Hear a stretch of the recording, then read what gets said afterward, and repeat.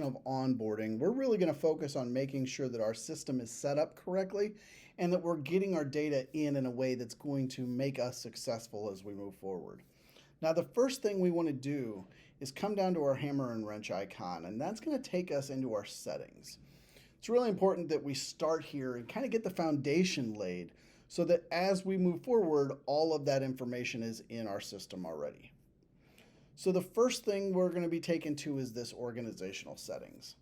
So to walk through this really quickly, when we look at community name, this is the name that you signed your organization up with, but that may not be the name that most people know you by. Your organization, you may have signed up with the legal name of the organization. So that might be something like Historic Revitalization Community of Jonesboro, or whatever the legal description or legal name of your organization is. But people in that community may know you as the district.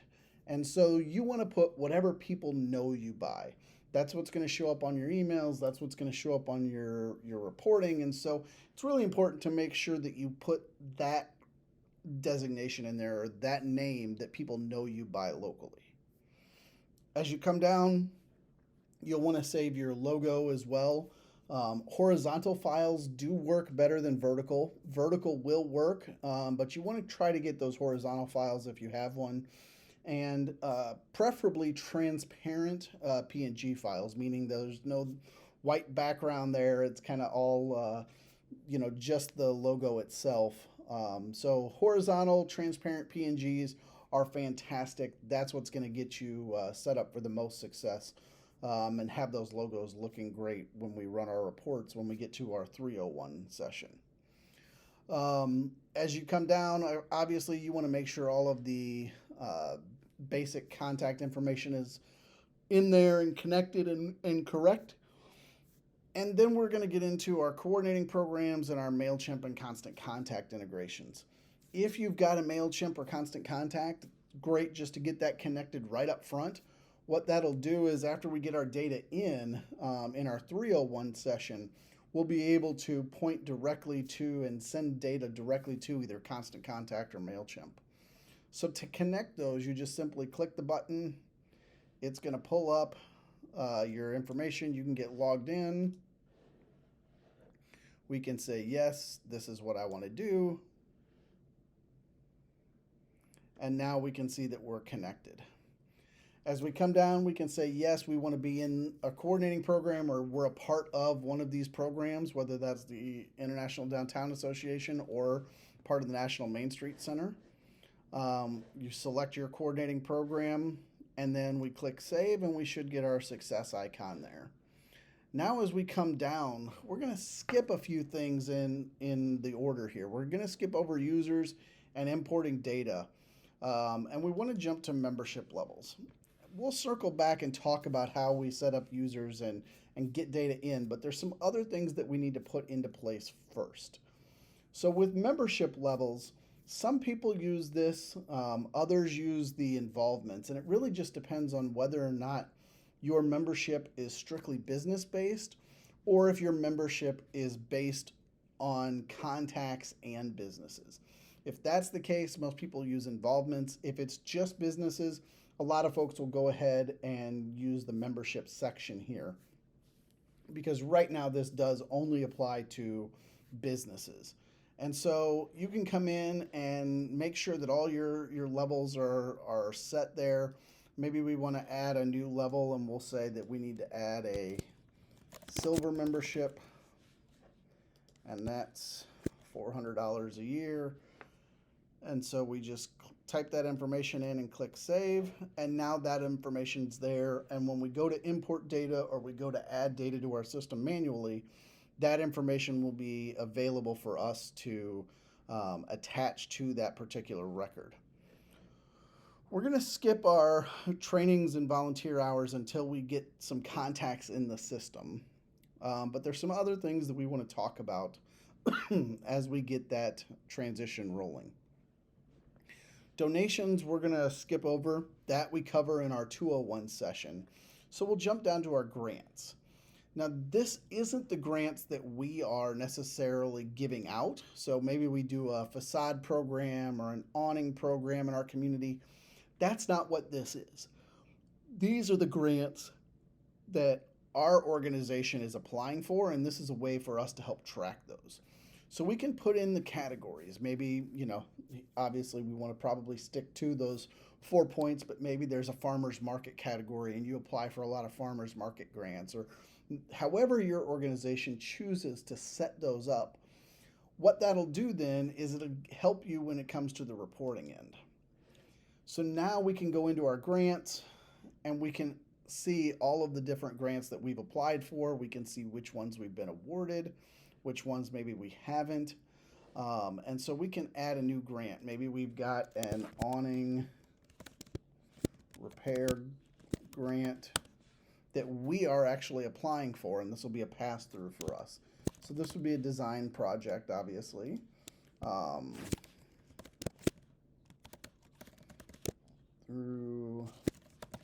Maybe it's through the county, and maybe we applied for this on July 1st. And we requested $25,000, and we're still waiting to hear, so we won't go ahead and put any information in there for the amount awarded or received. But then if we had notes or anything else, we would go ahead and add those there as well. So now we want to come down to, we're going to skip involvements for just a second and go to our community investment, or community improvements. So we've got two sections here, public improvements and public investments. And a lot of times folks will ask us, what's the difference between a public investment and a public improvement? The way I describe that is public investments are the cash that comes into your organization, whether that's through grants, whether that's through donations from the city or the county, whether that is through contracts that you have. Maybe it's through a bid or a TIF where you're funded by the municipality. Those cash donations, the things that help you keep the lights on, those are going to go in as public investments. We also have public improvements, and those are things like park benches and streetscape projects and new trash cans, new lights, new murals, all of those types of projects where the city isn't necessarily giving the cash directly to you, but they are investing in those projects downtown. We want to have a way to capture that information, and those public projects, this is how we track those. So we actually want to come in, and maybe we've got a new mural. And so we can come in and say, yep, this is the mural at 3rd and Main. And maybe the city is investing $5,000. And maybe they did that, July 15th. You'll notice we have this little checkbox here. That's a really important checkbox because maybe we want to say 2022 mural project private. And we'll do, again, 3rd and Main.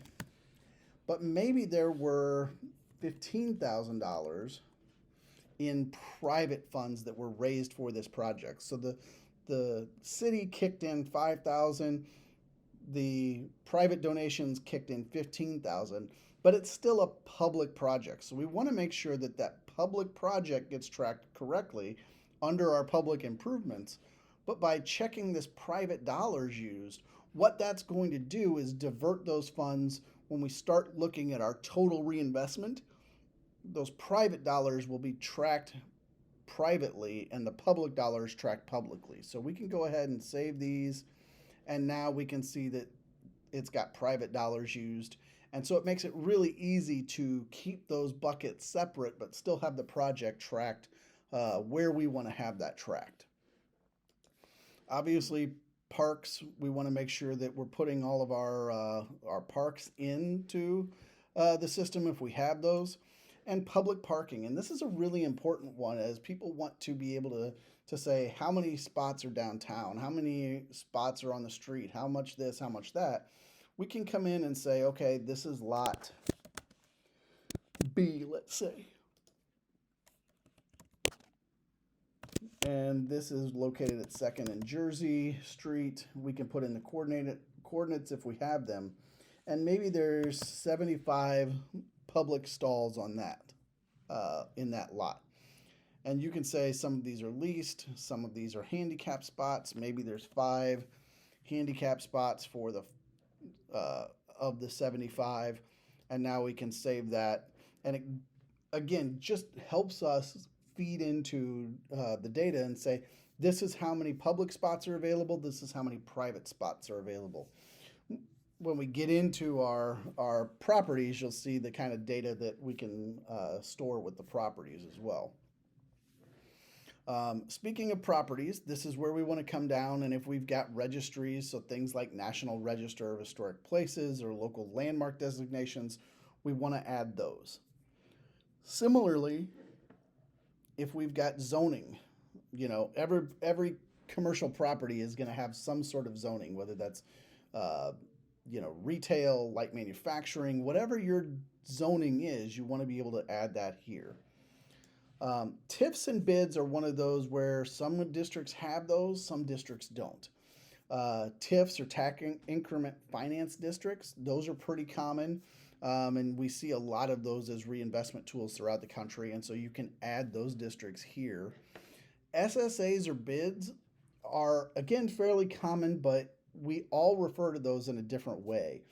Some of these are community improvement zones, community improvement districts, special service areas, business improvement districts.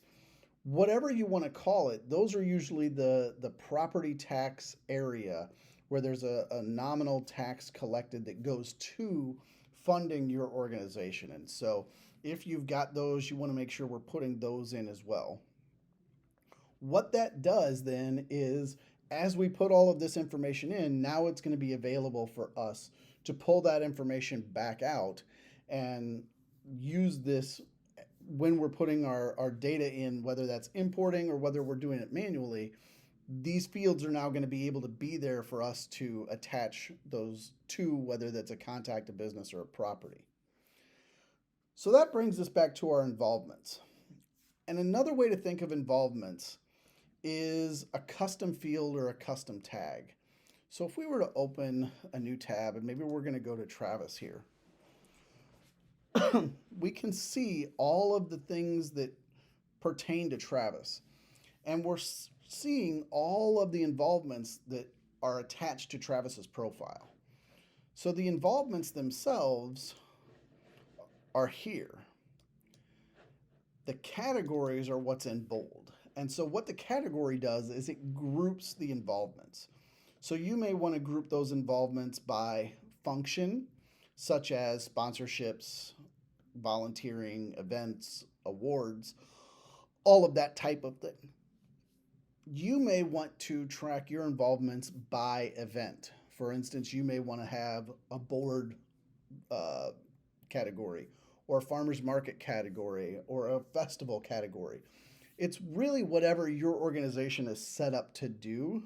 However you kind of think about your data, those will be your categories. And then in your involvements is where we start to put things in that will actually attach to those profiles.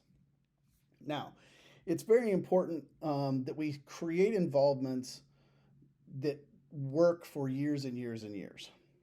So you see we've got 2 different types of involvements just here in our demos set. So let's take Blues in the District, for example. Blues in the District, Blues Partner, or Concert Partner, those are things that are set and they don't really change year after year after year. So I can put that in, and when I come to Travis's profile, I'll actually have the ability to come in. If we scroll down here and add an involvement, we can say Blues in the District Concert Partner, let's say, and I can put this year. Next year I can use the same involvement and put 2023, and it will allow me then to get the reporting, and I can still go in and we'll talk in 301 about how we pull reports and generate lists of, you know, our concert partners for this year, or our note sponsors for this year. But it also allows me to generate a list of sponsors that have ever had that tag. And so it gives us a lot of flexibility. So when we're setting up the involvements, we want to think about how we go about doing that. So we don't want to have to create all new involvements year in and year out if we can help it. So having a Blues in the District note partner, let's say, and being able to come back and say 2022, 2023, 2024, and so on becomes very, very helpful versus you can see all of these Blues sponsors here. If we had 2022 Blues in the District, blah, blah, blah, then we would have to recreate those for 2023. So for the majority of our sponsorships, the majority of our involvements, we're not going to put a date. Now, the only time where we might put a date is especially revolving around memberships. So if you've got a membership, let's say, that is a rolling year. So if I sign up in June, my membership won't expire until the following May. So I get 12 months regardless of when I sign up. That's where you would want to use a dated involvement. So a 2021, 2022 member, 2022, 2023 member. And then in the date category, so if we go back to Travis, in the date category or field, instead of putting 2022, that's where we would put the month that they renew or the month that they sign up, whichever you prefer, whichever way you're going to do that. Just make sure you're consistent. But that way you can still get your list of who's a member currently, but we also then can get a list of who's coming due, all of that. Now, if your membership year ends with your fiscal year, let's say you're a calendar year, fiscal year, and your membership, if I sign up in May, I pay a prorated fee, or if I sign up in December, I pay a prorated fee, or maybe it's just the same fee for the year regardless of when you sign up. That's where you would go back and do more of a traditional involvement, place your, district membership at whatever level, and then you would add that date field to get you your current list of members and putting in 2022, 2023, so on and so forth. So now that we've talked about kind of all of the involvements, now it's time to start getting our data in, because once we put in our basic involvements, we'll be able to then attach those to our data sets as we're importing those. So we want to come back up and look at importing data now. We've kind of got all of the other basics in place. So now we're ready to come back up and import some data. So we want to click our plus button. And in this case, we're going to go ahead and import some contacts. If we want the template, we can download the template here. If you've got your data in a CSV file already, there's no need to put it into a different template. It should just automatically roll into this, and you'll see here in the next screen how we can kind of select our data and tell it what's what. We're going to go ahead and click on our file, and we're going to import this year's board of directors. And so when we do that, all of the columns then will start to line up. And you'll see we've got some additional columns here. So do not contact. For this one, we'll just go ahead and ignore, because that's not a field that we've got in Maestro that we can import to. For involvement now, we can come down to the bottom and we can actually select involvement. And so we're going to say this was our executive board, remember? And now we're going to come down, and in our date field, we're going to pick executive board again. And then one more time for our note, we're going to do executive board. And so now what this is going to do is it's going to put all of these folks into the system. As long as we've got our email addresses, if they're already in the system, it's just going to update those records. It'll put all of that data in, but it's also going to add that they were on the executive board. It's going to add the 2022 date, and it's going to add that note for if they're president or treasurer or what have you. So we're going to go ahead and select that yes, these columns are in fact correct. And now we'll click import, and it runs in just a second. So we got our success that that's running. And then you can see that it's been completed. Those contacts were added to the system, and now we're off to the races. And so as we go in, we can put in contacts and our businesses and our properties. And I would tell you, focusing in that direction is really important. So as you're starting to put in your data, you're going to want to work top to bottom. So contacts, businesses, properties. And what that will do is, as you've gotten your contacts or your individuals in the system, now that makes it very easy to attach those folks automatically on import to our businesses that we're putting in. Then when we upload our properties, now it's very easy to connect both the contacts as owners or the businesses as owners or occupants to those properties. So it makes it really easy for all those connections to just magically kind of happen if we work top to bottom. Contacts, then businesses, then properties. So puts everything kind of at our fingertips then. Everything's connected, and we're starting to hit the ground running. A couple other things that we talk about when we are kind of showcasing Maestro, but just to walk through in case you haven't seen this. We want to walk through each of our profiles very quickly. So contacts, again, all of our basic information here, whether or not they have access to Maestro. And this is one of those things you might have seen the list of users. If you remember, under our hammer and wrench, we saw users. This is not where we add users. This is just a list of people that have access to the system. And so when we come to the individual contacts, this is what we want to be able to do, is give this person access. So we can edit Travis's profile, and we're going to come down, scroll down because we've got a lot of data here, and we can say, yes, give this person access to Maestro. And then you can select the level that makes sense. And if you're not sure which level makes sense, you can click this need help, and it's going to pull up the list of who can see what. But if you'd actually like the chart, you can actually pull this chart up and kind of get a sense of who can see what level can do what within the system. And so, okay, we're going to make Travis an admin because that makes the most sense. Or maybe Travis needs to be at committee member or committee chair level based on what they're going to be doing with the organization. If that person is a staff member, we can track that here. What that does is it tracks their hours separately from volunteer hours, so that our volunteer hour count is accurate, but we also get some staff hours there as well. One other thing to note, we can obviously link to contacts or properties and businesses. And if we wanted to just add hours for Travis really quickly, we can come down, add volunteer hours. Maybe Travis worked an hour, a couple weeks ago here and was stuffing envelopes for a mailer. And we can add that to the system. And when we save it, that's going to be saved to his profile. It'll be saved for hours.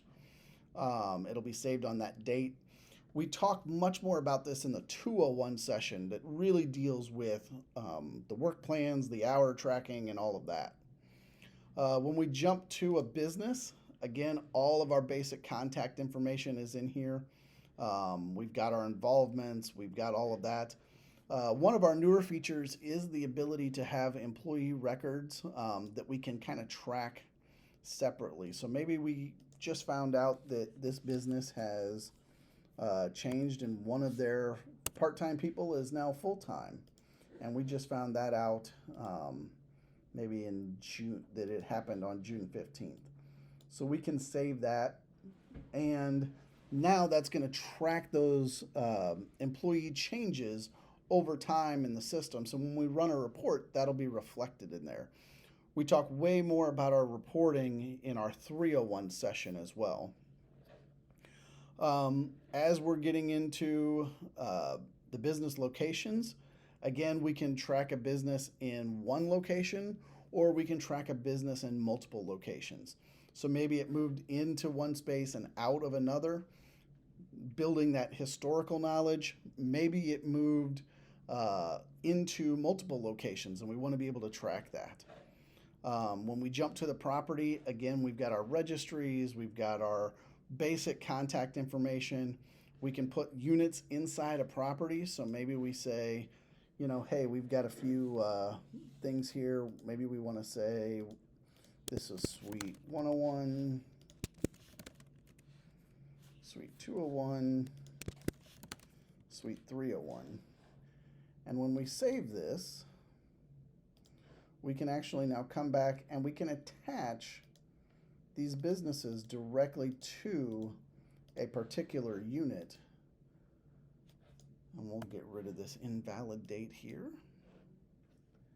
And so now we can see when businesses are moving in and out of certain properties, and it makes it really easy to track all of that information. So one last thing we want to talk about is back under our hammer and wrench. As we come in here, we talked about some of the trainings and adding volunteer hours. Now that we've got folks into our system, it's really easy to add volunteer hours in bulk, if you will. So maybe we had a board meeting. We want to come in here and just type the board members that were present. And we'll just type a handful here.